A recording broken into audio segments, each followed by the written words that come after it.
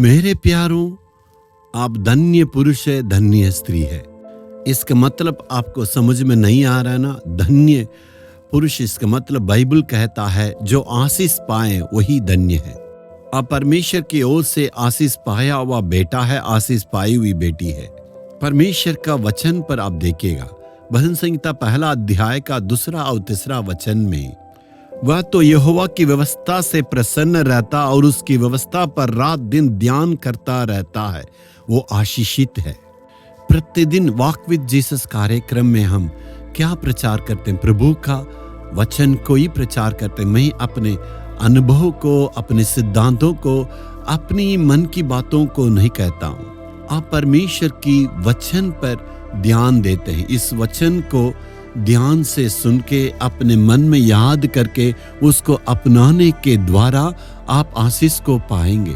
और उस वचन में आगे लिखा है, इसलिए जो कुछ वह पुरुष करे वह सफल होता है। आप जो कुछ कार्य करें, बिजनेस में आपको सफलता मिलेगा। यदि आप काम करते हैं, काम में आपको सफलता मिलेगा। बच्चों के सिलसिला में आप कार्य करते हैं, सफलता मिलेगा। जो कुछ आप कार्य करते हैं उसमें आपको जरूर सफलता मिलेगा। सफलता मिलने के लिए आप परमेश्वर की वचन को प्रतिदिन अध्ययन करना है। इसलिए कहते हैं प्रतिदिन भोर में उठ के प्रार्थना करना है, वचन को अध्ययन करना है।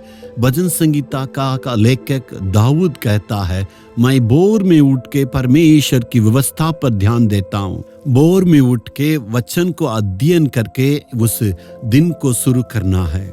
जितना वचन को आप अध्ययन करते रहते हैं, उस वचन आपके दिल में कार्य करेगा। उस दिल के द्वारा आपका जीवन में परिवर्तन आएगा।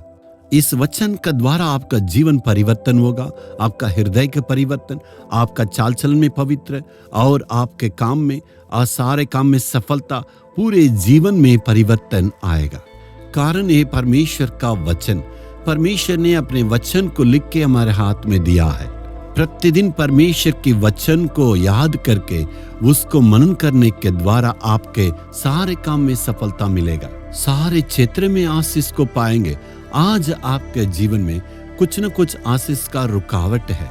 आज सफलता अगर नहीं मिला है तो परमेश्वर की वचन पर ध्यान दीजिएगा।